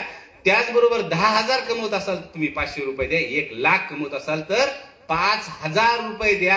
जर तुम्ही महिन्याला पोरांनो 50,000 कमवत असाल तर 2,500 रुपये डोळे झाकून असं समजायचे की मी समाजासाठी द्यायले. ते बाबासाहेबांनी आपली जी नोकरी केली ती समाजाच्या उद्धारासाठी केली. बाबासाहेब ज्या वेळेला ते काम करायचे त्यावेळेला बाबासाहेबांनी अपेक्षा सुद्धा व्यक्त केली होती ना आपल्याकडून. एक किस्सा तुम्हाला सांगायचा राहून गेला. इथं मॅडम आल्यात म्हणून आता खास करून सांगतो. मी किळुस्कर गुरुजीवर बोलत होतो, बोलता बोलता विसरून गेलो तो किस्सा. आता पुढे आलो निघून. ज्यावेळेला 10वी झाली बाबासाहेबांची मॅडम, किळुस्कर गुरुजींनी गुजरातला घेऊन गेले बडोदा नरेश सयाजीराव गायकवाडांकडे. आता मला एक सांगा, काम माझं असेल तर मी जायला उत्सुक असेल ना की खाडे सर चला आपण दोघं संभाजीनगरला जाऊ, माझं काम आहे, रेडी राहा बरं का, मी 3दा फोन करेल खाडे सर. पण काम माझंच नाही, पण मला करून घ्यायचे त्यांच्यासाठी. तर त्यावेळेला किळुस्कर गुरुजी गेले. ज्यावेळेला बडोदा नरेश सयाजीराव गायकवाडांच्या दरबारात गेले तर जायला त्यांना सायंकाळ झाली. त्यावेळेला 5 वाजता दरबार संपलेला होता. ते शिपाईने सांगितले की ते आता उद्या सकाळी बंद. आता किळुस्कर गुरुजी काय असं का फार फेमस होते का की तिथे गेले आणि बडोदा नरेश म्हणले या बरं झालं, बरं तुम्ही आला इथं मुक्काम करा. ते त्या दरबाराच्या पायथ्याशी दोघं झोपले. एक विद्यार्थी झोपायला आणि एक शिक्षक झोपायला. मला यासाठी सांगायचं की शिक्षक विद्यार्थ्याच्या आयुष्यामध्ये किती महत्वाचा बदल घडू शकते. जे आई वडील विद्यार्थ्यामध्ये लेकरामध्ये पाहत नाहीत ती गोष्ट शिक्षक पाहू शकतो. फक्त शिक्षकाकडे विजन पाहिजे की ह्याला मला घडवायचंय. आणि मग ज्या वेळेला तिथं मुक्काम केला, रात्री तिथं झोपले, सकाळी उठले आणि उठून फ्रेश झाले, पुन्हा गेले. 10 वाजता सांगितलं की असं असे महाराष्ट्रातून आलो तर असं सांगा महाराजाला. महाराजांनी वेळ दिला, महाराजांना भेटले, महाराजाला सांगितलं की आसप्रशामधला पहिला व्यक्ती आहे भीमराव, जी मॅट्रिक परीक्षा पास झाला आणि भीमराव खूप हुशार आहे. भीमरावाला शिकायला महाराज तुम्हाला मदत करावी लागेल. बडोदा नरेश पहिल्यापासून खूप दयाळू होते. ते म्हणले मी मदत करेल, पण याचा जामीन कोण घेईल? भीमरावाचा. मी याला देईल, लोन देईल समजा आजच्या भाषेमध्ये. याचा जामीन कोण घेईल? भीमरावाचा. बडोदा नरेश सयाजीराव गायकवाडच्या दरबारामध्ये किळुस्कर गुरुजी म्हणले मी घेतो जामीन. आणि जामीनदार गुरुचं नाव आहे किळुस्कर गुरुजीचं. आणि हे एकदा नाही, किळुस्कर गुरुजींनी 2दा मिळून दिली भीमरावांना. स्कॉलरशिप. म्हणून बाबासाहेबांचे पंख भेटले, बाबासाहेबांना एक विजन भेटलं. बाबासाहेब ऑलरेडी शिकू इच्छित होते, पण जर परिस्थितीनेच ग्रासलं असतं तर बाबासाहेबाला हे शिकता आलं नसतं. ही गोष्ट 1919 ला बाबासाहेब भारतात आले, त्यावेळेला शाहू महाराजाला कळलं की आसपासमधला कोणतरी फार मोठा विद्वान शिकून आता विलायतीतून भारतात आलाय, आपण त्याला भेटायला गेलं पाहिजे. शाहू महाराज कोल्हापूर संस्थानाचे राजे. आता मला म्हणजे इथलं सांगायला बरं का राग येईन ताई तुम्हाला, पण जर सरपंच असला ना तर 3 दिवस जर तुम्ही त्याच्या घरी नुसतं जाऊन बघा. फक्त तुमचं काम आहे की तुम्हाला नळ घ्यायचा आहे. आपल्या इकडे सांगा ना दुसरी जपानची सरपंच ते 2-3 दिवस तर भेटत होते. असे का काय सकाराम काय ते मालक मला आपल्याला ते करायचं ना नळ. हा उद्या ना ग्रामसभेत मानतो जाय तू आता मला काम बरं का. काम असून नसू ते असं दाखवणार की बाबा ते लयच जणू का हे आमदारांना बोलले, त्या खासदारांना आणि डायरेक्ट प्रधानमंत्र्यांनाच बोलले. ज्या वेळेला शाहू महाराज कोल्हापूर संस्थानाचे राजे, हो हो नाही तिकडे लांबच्या मेंबराचं बोलायला आपल्या मेंबराचं बोलायला. ज्या वेळेला शाहू महाराजाला कळलं की विलायतीतून कोणतरी अस्पृश्यातला शिकून आलाय आणि खूप मोठा विद्वान आहे. शाहू महाराज अस्पृश्य उद्धाराचं काम करत होते कोल्हापूर संस्थानामध्ये, आणि शाहू महाराजाला तिथं प्रेरणा निर्माण करायची होती की तुमच्या समाजातला एवढा विलायतीत जाऊन न्यूयॉर्क मध्ये जाऊन भारतामध्ये आलाय, तो खूप मोठा विद्वान आहे आणि ते तुम्ही पण घडलं पाहिजे हे दाखवण्यासाठी शाहू महाराजाला भेटायचे. शाहू महाराजांनी चिटणीसाला सांगितलं त्यांचा पत्ता काढा. मग चिटणीसांनी काढलं, डबकच्या चाळीमध्ये राहतात, भीमराव राहतात, असं असं सगळं नाव वगैरे काढलं. मग शाहू महाराज म्हणले ठीक आहे आपल्याला त्याला भेटायचंय. तर मग चिटणीस म्हणले महाराज त्याला बोलून आणू का. महाराज म्हणले नाही वेड्या तुला कळणार नाही, आपल्याला जायचे कोल्हापूरला. कोल्हापूर ते मुंबई अंतर. ज्या वेळेला शाहू महाराजांनी ठरवलं तर घोडागाडीने शाहू महाराज गेले, हे लवाजमा घेऊन गेले. शाहू महाराज तुम्हाला सगळ्यांना माहिती बघा, धाड धिपाड. माझ्या मुलाचं नाव शाहू ठेवलं मी. हे धाड धिपाड होते शाहू महाराज, जाड जाड जरीचा पटका आणि हे असे भरदरी वस्त्र आणि हातामध्ये एक काठी असायची शाहू महाराजांच्या. शाहू महाराज तिथं पोहोचले, सकाळी तिथे गेले मुंबईमध्ये, कारण रात्री पोहोचले मुंबईत. सकाळी गेल्यानंतर त्या चाळीमध्ये जायला लागले. समजा आता इथे या गल्लीत यायला लागलं तर रस्ता बंद असेल तर काय करावं लागेल, पायी जावं लागेल पुढं. छोटा रस्ता असल्यावर कार जात नाही. अशी परिस्थिती झाली की छोटा रस्ता होता आणि त्या चाळीतल्या छोट्या रस्त्यामध्ये शाहू महाराज आणि त्याचा लवाजमा चाललाय सैनिकाचा. त्यावेळेला शाहू महाराज 2-3 सैनिकांनी विचारलं भीमराव कुठं राहतात. त्यावेळेला ते म्हणले ते तिकडे पलीकडे कोपऱ्यात, तिथून असं राईट घ्या म्हणले, तिकडे भीमरावाचं घर आहे.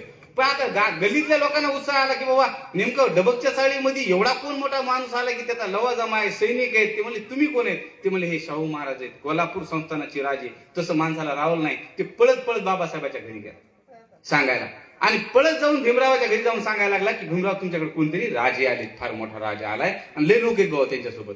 त्यावेळेला बाबासाहेब आंघोळ करू लागले. रमाबाई सगळं आवरलं रमाबाईने.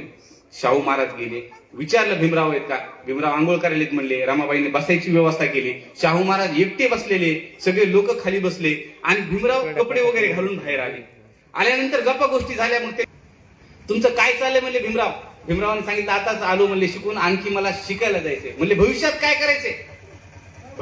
करायचे म्हणले तुम्हाला. तर बाबासाहेब म्हणले आता आपल्याला जर समजा एखाद्या राजा एखाद्या कंपनीचा मालक भेटायला आला आणि ते म्हणला हे बघ 12वी झाली ना, आता तू काय करतो सांग बरं, माझ्याकडे खूप जॉब आहेत.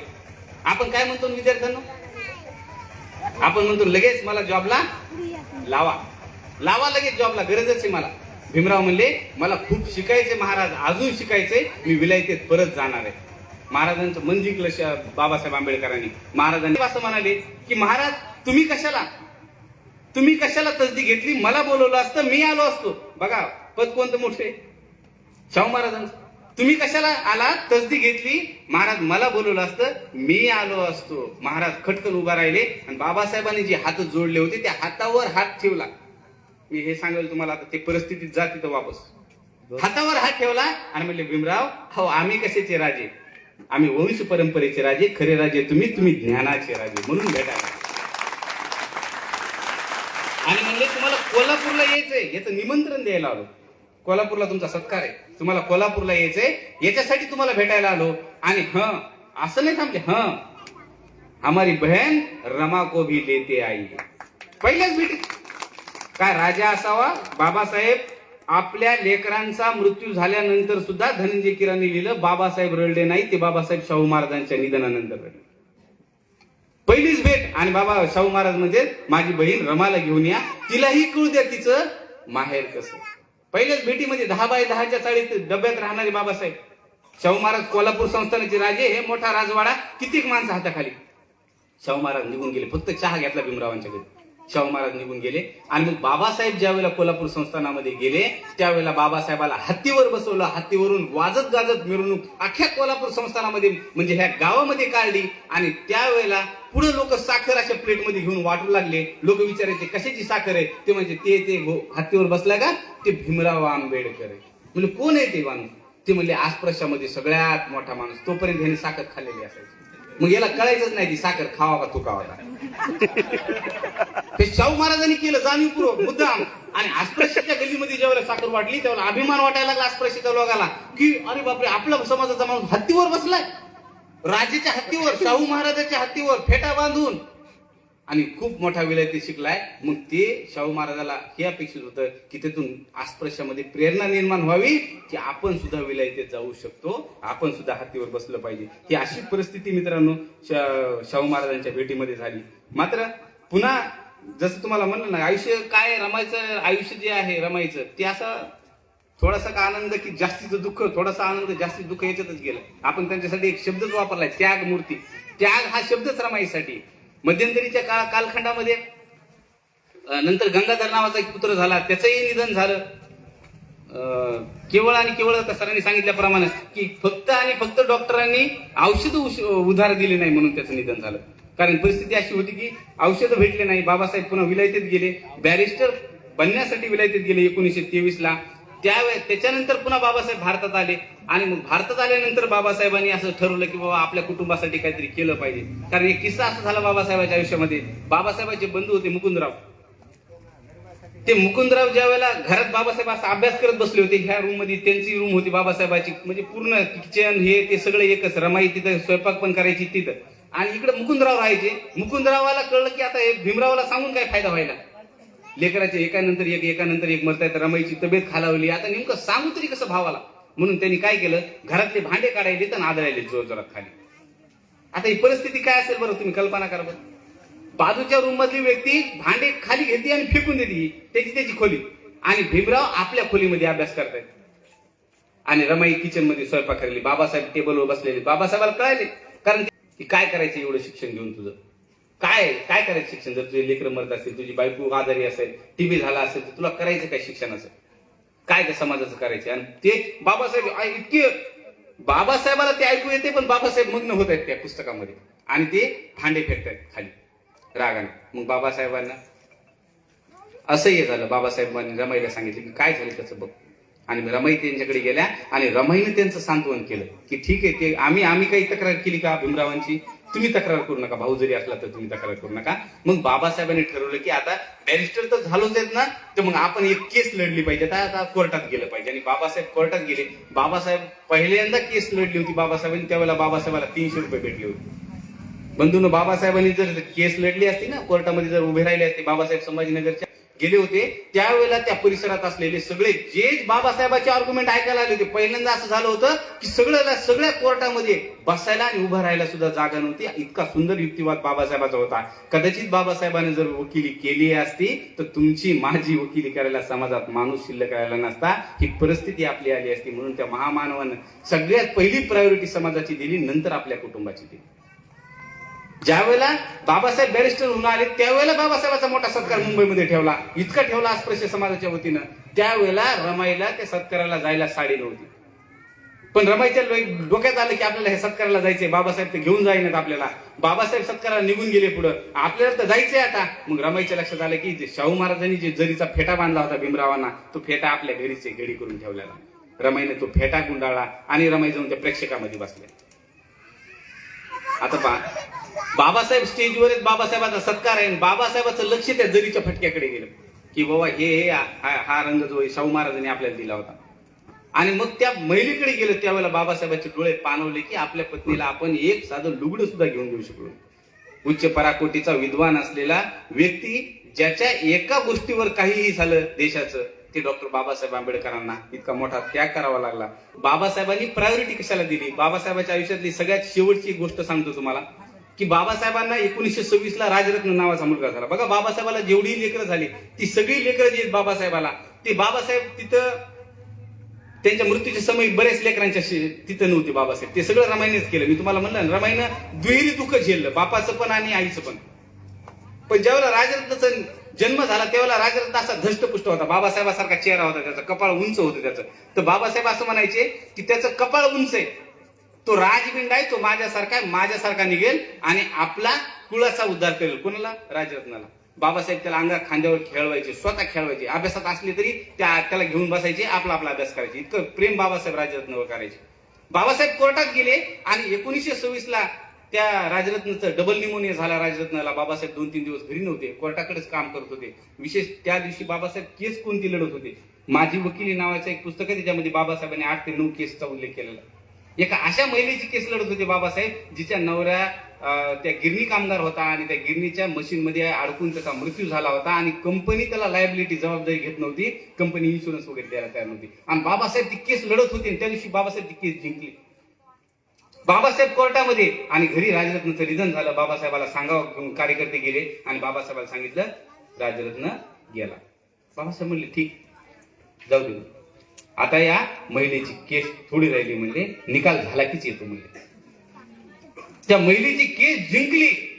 ती महिला ओक्साबोक्सी रडायला लागली, पाय पडायला. बाबासाहेब म्हणले तू राय, ठीक आहे, तुझं नंतर येऊन भेट म्हणले. आणि बाबासाहेब घरी आले. बाबासाहेब घरी आले तर अशा ओटा होता त्या चाळीमध्ये, असा ओटा होता. सगळे लोक ओट्यावर बसलेले होते. बाबासाहेब जसेच आले ते उभा राहिले आणि बाबासाहेबाला बसायला जागा दिली. बाबासाहेब तिथं बसले. 4:30-5चा वेळ होता. बाबासाहेब म्हणले चला आवरा. कानात येऊन बाबासाहेब सांगितलं, म्हणले बाबासाहेब आवरायचं काहीच नाही, पण ते पांढरा कपडा आणायला पैसे नाही रमाईकडे. बाबासाहेब म्हणले अरे बघा रमाईकडे असतील काय? तर ते म्हणले रमाईकडे पैसे नाही. तुमच्याकडे का काय? बाबासाहेब म्हणले माझ्याकडे बी काय नाही. असं आहे, कोर्टात कोट घातलेलं तसंच, माझ्याकडे पण काही नाही. 1 ते सव्वा रुपया नसल्यामुळे केवळ डबल निमोनिया झाला, त्याला दवाखान्यात औषध दिलं नाही राजरत्नाला. ज्याच्यावर बाबासाहेबांचं प्रचंड प्रेम होतं त्या लेकराला. आणि मग ज्या वेळेला बाबासाहेब म्हणले काही नाहीये, बाबासाहेब म्हणले अरे रमाईला सांगा कुठल्याही कपड्यामध्ये गुंडाळा. रमाईने आपलं लुगडं फाडलं आणि लुगड्यामध्ये त्या राजरत्नाला गुंडाळलं. बाबासाहेबांनी त्याला हातावर घेतलं आणि स्मशानाकडे बाबासाहेब घेऊन गेले. धनंजय कीराने लिहिलं की बाबासाहेब एवढे गंभीर झाले होते, त्यावेळेला कार्यकर्त्यांना प्रश्न पडला होता बाबासाहेब विचार काय करत असतील, बाबासाहेबांच्या मनात विचार काय असेल की एवढा मोठा जे बाबासाहेब दुसऱ्याच्यासाठी त्या बाईच्या नवऱ्याला काही भेटून देण्यासाठी आज कोर्टात केस जिंकले होते, ते बाबासाहेब मात्र आपल्या पोराच्या मृत्यूची केस जिंकू शकले होते. धनंजय कीर लिहितात की बाबासाहेबांच्या मनात विचार काय होते याचा मागोवाच कोणाला लागा नाही गेला. लोक बोलत होते बाबासाहेब कोणालाच बोलत नव्हते. बाबासाहेब गेले, अंत्यविधी केला. बाबासाहेब ज्या खोलीमध्ये राजरत्नाचं निधन झालं त्या खोलीमध्ये 6 महिने गेले नाही बाबासाहेब.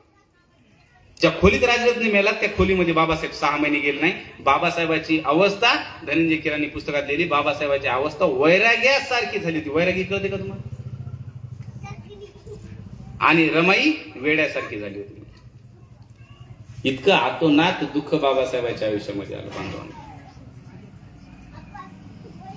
रमाई इतक्या खसल्या होत्या की रमाईला टीबी सदृश्य रोग झाला फुफ्फुसाचा. आणि डॉक्टरने सांगितलं की आता काय करा बाबा, तुम्ही हवा पालट करून आणा, रमाईला घेऊन जा कुठेतरी. ते दुःख इतकं भयंकर झालं होतं की ते दुःख सहनच व्हायला गेले त्यांना. कारण आतापर्यंत बाबासाहेब नव्हते म्हणून लेकरं मेले होते, बाबासाहेब असताना लेकरं मेले ना.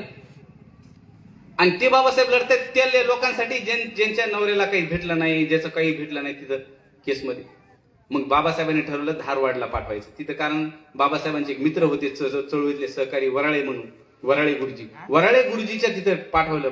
वराळे गुरुजीचं हॉस्टेल होतं, वसतिगृह होतं तिथं. आता वराळे गुरुजी तुम्हाला जर भेटायचं असेल तर त्यांचे नातलग आहेत संभाजीनगरला लक्ष्मी कॉलनीमध्ये औरंगाबादला, तिथं त्यांचं घरच आहे वराळे गुरुजी. त्यांच्याकडे बाबासाहेबांचे अगदी दुर्मिळ आणि जुने फोटो, बाबासाहेबांचा पहिला घोड्यावर बसलेला फोटो त्यांच्या घरात आहे. आणि मग तिथे पाठवलं त्यांनी बाबासाहेबाला. आणि तिथं पाठवल्यानंतर बाबासाहेबांनी रमाई गेले. मग बाबासाहेब सोडलं धारवाडला आणि वापस आले. म्हणले रमाईची काळजी घ्या. थोडस त्या वसतिगृहात रमायला लागल्या, त्या पोरासोबत राहायला लागल्या. रमाईला त्यागमूर्ती का म्हणलं ह्याचं एक उदाहरण तुम्हाला सांगतो. आणखी हे तर त्याग कुटुंबासाठी झाला हो, आपल्या लेकरासाठी त्याग झाला. हा जेवढा रमाईचा त्याग आहे हा कोणासाठी झाला? आपल्या लेकरासाठी, आपल्या नवऱ्यासाठी, आपल्या कुटुंबासाठी हा त्याग झाला. ज्यावेळेला त्या हॉस्टेलमध्ये रमाई राहायच्या, त्या पोरांसोबत बसायच्या, ते कळायला लागलं. रमाई स्वयंपाक बनवायला लागले, त्या पोरांमध्ये मिसळायला लागल्या. पण ते काही गव्हर्नमेंटचं हॉस्टेल नव्हतं, त्याला अनुदान वगैरे नव्हतं. एक दिवस असं झालं की त्या वसतिगृहातल्या किचनमध्ये काहीच शिजलं नाही. ते लेकरं सगळे बसले माळीवर जाऊन. आणि मग रमाईने विचारलं वराळे गुरुजीला, म्हणले काय झालं? तर वराळे गुरुजी म्हणले पैसेच नाही. आणू तरी काय? म्हणले मी 2 दिवस झालं मागून आणले, म्हणले लोकांनी दिलं उधार, आता माईसाहेब म्हणले कसं देतील उधार? रमाईने क्षणाचाही विचार नाही केला. रमाईकडे पहिलेच दागिने कमी होते. तुम्ही नीट रमाईचा फोटो बघा, कोणतं तरी, आता महिला इतक्या भांडत्यात, मला नेहमी माहिती बघा महिलाचं, बोरमाळ, ते दुसरं काय असतं तुमचं, नेकलेस, कानातले, हे संक्रांती होते ना, मग सगळेच दागिने घातलेले असतात बघा, आहेत तेवढे. रमाईकडे अगोदरच काही नाही, नीट बघा ना तुम्ही. आणि तितकं जी सून आपल्याकडे, ती वराळे गुरुजीला काढून दिलं आणि म्हणले त्या लेकरांची व्यवस्था करा. उगत त्यागमूर्ती रमाईला म्हणत नाही, आपल्या लेकराचं दुःख तर कुणी जाणलो, दुसऱ्याच्या लेकरासाठी झाडणारी माता म्हणजे माता रमाई. आणि ते दिलं आणि मग रमाई तिथं राहायला लागल्या. पण काय झालं, परिस्थितीने पुन्हा रमाईचं खच्चीकरण झालं आणि रमाई क्षयरोगानं रमाईचं निधन झालं. इतका संघर्ष रमाईच्या वाट्याला आला. डॉक्टर बाबासाहेब आंबेडकर रमाईचं ज्यावेळेला निधन झालं त्यावेळेला त्या दिवसभर बाबासाहेब रमाईच्या अशा शेजारी बसलेले होते. रमाबाईला बोलता येत नव्हतं, जड जीभ जी आहे ती जड झाली होती, बोलता येत नव्हतं, पण ते हाताने समजून सांगायच्या बाबासाहेबाला. आणि बाबासाहेब अशी झाली होती की बाबासाहेब बोलतच नव्हते रमाईला. कारण बोलत तरी काय, तुम्ही कल्पना करा त्या माणसाच्या मनात विचाराची काय काहूर माजलेलं असेल आता ह्या परिस्थितीमध्ये, एक की आपली पत्नी आज म्हणजे शेवटच्या टोकाला गेली असेल तर. आणि त्या कठीण परिस्थितीमध्ये बाबासाहेब रमाईच्या शेजारी बसले. बाबासाहेबांनी तरी रमाईला बोलण्याचा प्रयत्न केला, परंतु रमाईला बोलता येत नव्हतं. अशा कठीण परिस्थितीमध्ये रमाईचं निधन झालं. त्या डॉक्टर बाबासाहेब आंबेडकरांनी फार फार तर तुमच्याकडून माझ्याकडून एवढीच अपेक्षा व्यक्त केली होती की तुम्ही समाजाचे डोळे बनले पाहिजे. पण काय झाले बंधूंनो, हा एवढा त्याग, समर्पण, ह्या सगळ्या गोष्टी खूप आहेत, ह्या सगळ्या गोष्टी. पण आपण ह्या साडी, माडी, गाडी ह्याच्यात तल्लीन झालो. आपण त्या डीजेवर नाचण्यात तल्लीन झालो. ज्या जातीकडे आज, ज्या धम्माकडे आज लोक गौरवानं पाहतात, जपान सारखा देश आहे बा, 218 देशामध्ये 53 देशामध्ये बुद्धाचा धम्म आहे. 218 देशापैकी 53 देशामध्ये बुद्धाचा धम्म आहे.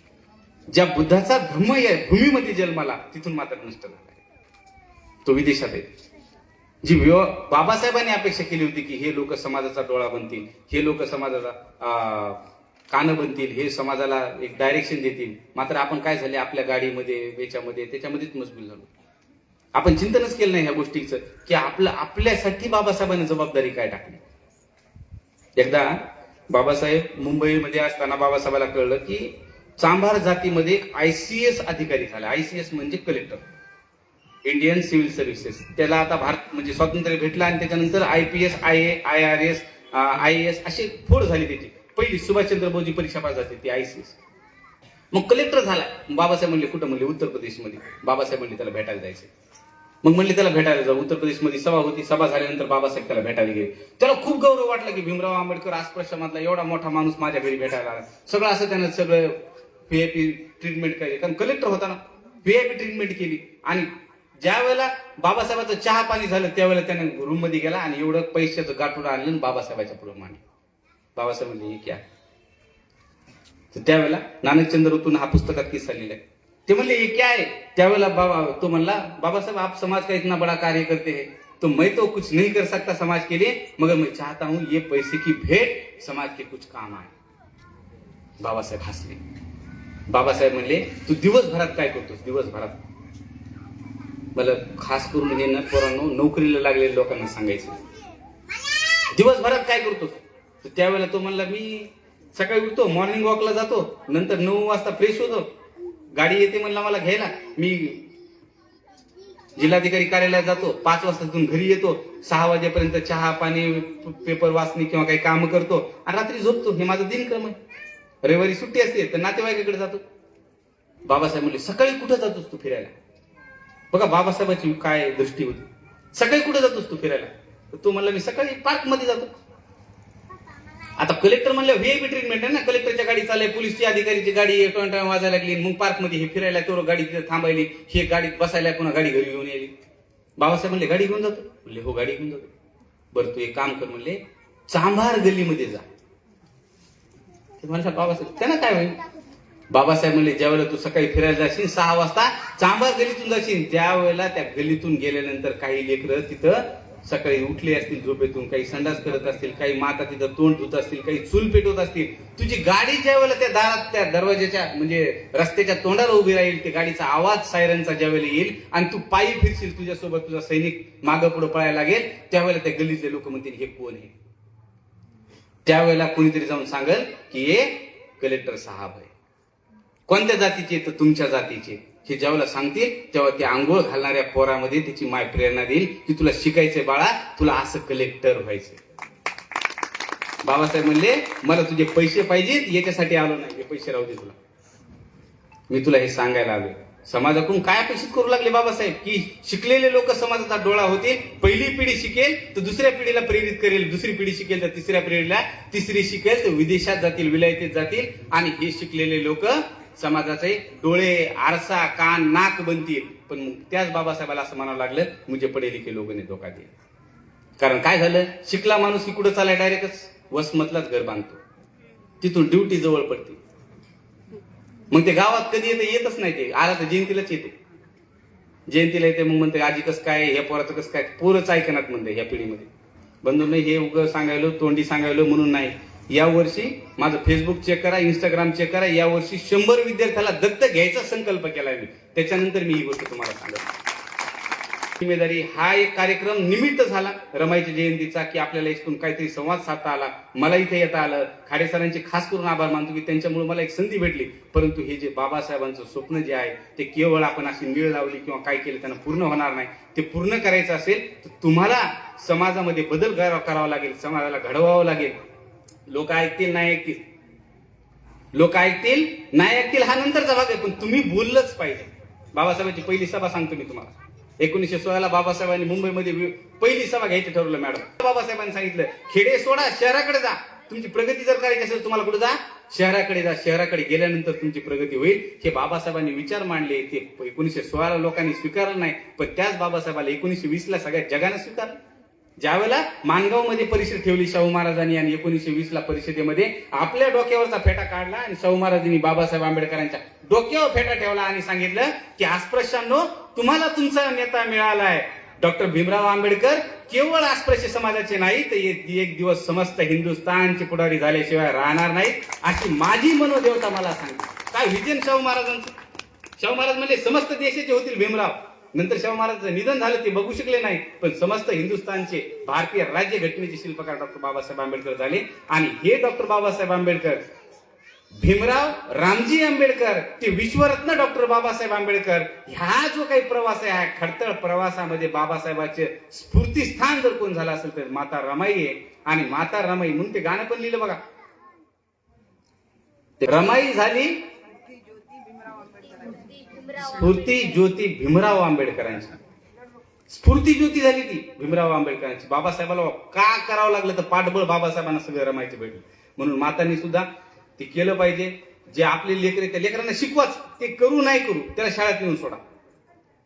जेही लेकरं 10वी झाल्यानंतर शाळा सोडत असतील तर त्याला कॉलेजला नेऊन सोडा. तिथपर्यंत बापानं वेळ घ्या. आपला जन्म एकदाच झालेला आहे. तुम्ही मेल्यानंतर कुठे स्वर्ग नरक तुम्हाला नाही तिकडून वरून खाली बघायला की मी गेलो तर मग इथंच माझं आत्मा राहील आणि काही कोणाची आत्मा इथं राहणार नाही. मी सायन्सचा माणूस आहे, मला माहिती आहे मी माणूस मेल्यानंतर सगळं 5 पंचतत्वात आपण विलीन होणार आहे. म्हणून आपल्या लेकराला कॉलेजला नेऊन सोडा. ते नापास झालं डबल करायला लावा.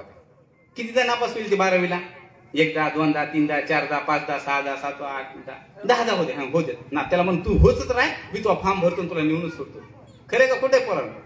एक दिवस असेल की ते पास होईल. पास झालं तर नोकरीचा विचार करेल. त्याला विजन कळायला लागेल की आपण गावामध्ये उगं उन्हाळ करत राहिलो, ह्या गलीत कोणती पोरगी राहते त्या गलीत कोणतं पोरग राहते, ते त्याच्यातून बाहेर पडेल आणि मग समाजाची उन्नती होईल. हे करणं आपलं आद्य कर्तव्य आहे. आणि ह्या जयंतीच्या निमित्तानं तुम्ही ते समजून घेतलं, मला या ठिकाणी बोलवलं, सगळ्यांनी इतका वेळ झाला असताना सुद्धा ऐकून घेतलं, त्याबद्दल सगळ्यांचे धन्यवाद करतो. जय संविधान, जय भारत, जय हिंद.